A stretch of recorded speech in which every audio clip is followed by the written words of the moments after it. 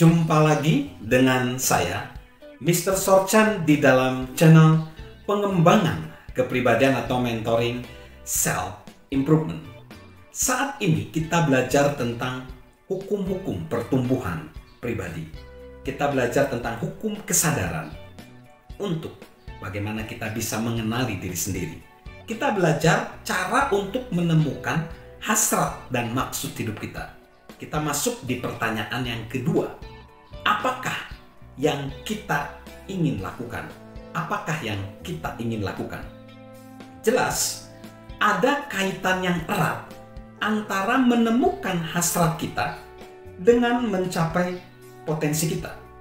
Jurnalis televisi Maria Bartiromo mengatakan, semua orang sukses yang pernah saya jumpai memiliki kesadaran yang kuat mengenai kemampuan dan aspirasi unik mereka. Mereka menjadi pemimpin-pemimpin dalam kehidupan mereka sendiri, dan mereka berani mengejar impian-impian mereka menurut cara-cara mereka sendiri. Sudahkah kita menemukan dan memanfaatkan hasrat kita? Tahukah kita apa yang kita ingin lakukan? Jika ya, itu sangat menentukan. Mengapa? Jika kita menyalurkan minat kita, kita akan menemukan faktor E dan E. E yang pertama energi, kekuatan, dan E yang kedua action. Kita tidak akan pernah dapat menggenapi maksud hidup kita dengan melakukan pekerjaan yang tidak kita sukai. Gairah memberikan kepada kita keuntungan lebih dari yang lain. Karena orang yang memiliki hasrat akan lebih hebat dari 99 orang yang hanya memiliki ketertarikan. Hasrat memberikan kepada kita energi. John C. Maxwell saat masih kecil, keinginannya hanya bermain. Dia tidak suka bekerja, tetapi dia belajar mengenai pentingnya menimba dari hasrat saat dia beralih dari SMA ke perguruan tinggi. Di SMA, dia hanya mengisi waktu, tapi saat di perguruan tinggi, dia bekerja di bidang-bidang yang berkaitan dengan maksud hidup dia. Karena dia sedang mengejar hasrat dia, itu membuat dia semangat. Dan John masih tetap bersemangat tentang apa yang sedang dia lakukan.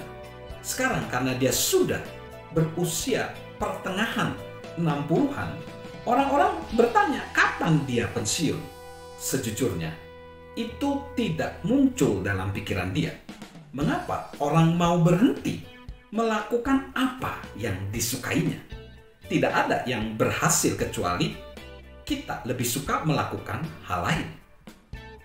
Kita ingin tahu, banyak orang ingin tahu kapan John pensiun.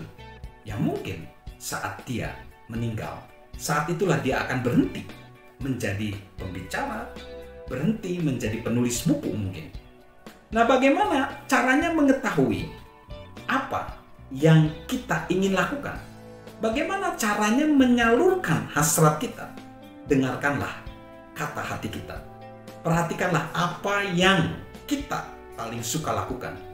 Jurnalis dan penulis pemenang penghargaan Pulitzer, Thomas L. Friedman menyarankan, apapun yang sedang Anda rencanakan untuk lakukan, entah itu rencana bepergian keliling dunia tahun depan, melanjutkan pendidikan, memasuki dunia kerja, atau meluangkan waktu untuk merenung, jangan hanya mendengarkan isi kepala Anda, dengarkanlah juga hati Anda. Itu adalah pembimbing karir terbaik yang ada.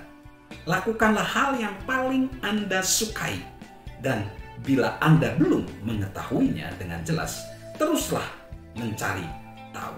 Karena jika Anda menemukannya, itu akan memberikan nilai tambah bahwa Anda tidak terdorong begitu saja atau didorong dari luar.